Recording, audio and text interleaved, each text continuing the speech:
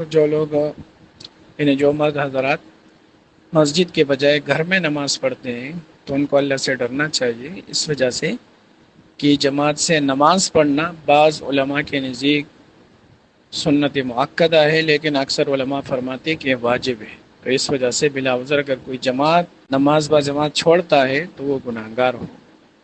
ایک حدیث شریف میں آتا ہے، نبی کریم صلی اللہ علیہ وسلم نے فرمایا کہ میں چاہتا ہوں کہ کچھ نوجوانوں کو اکٹھا کروں کہ وہ بہت سا ایندھن اکٹھا کرے، لکڑیاں اکٹھی کرے، اور میں ان لوگوں کے گھروں کو جلا دوں جو گھروں میں بلا عذر نماز پڑھتے ہیں۔ تو جس کے گھر کے جلانے کے بارے میں اللہ کا رسول خواہش ظاہر کرے تو وہ اس آدمی کی ہلاکت میں اور بربادی میں اور بے برکتی میں کیا شبہ ہو سکتا ہے۔ اس وجہ سے گھر میں نماز حتی الامکان نہیں پڑھنی چاہیے۔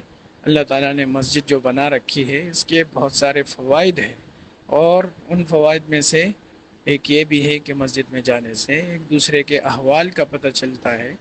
ایک آدمی نیک آدمی کی وجہ سے باقیوں کی نماز بھی قبول ہو جاتی ہے، اور پھر یہ کہ اکٹھے جب اللہ تعالیٰ کی عبادت کی جاتی ہے، سب مسلمان کرتے ہیں، اللہ کے گھروں کو آباد کرتے ہیں، تو اللہ تعالیٰ ان کے گھروں کو آباد کر دیتے ہیں۔ ٹھیک ہے، اس کا خیال رکھیں ضرور۔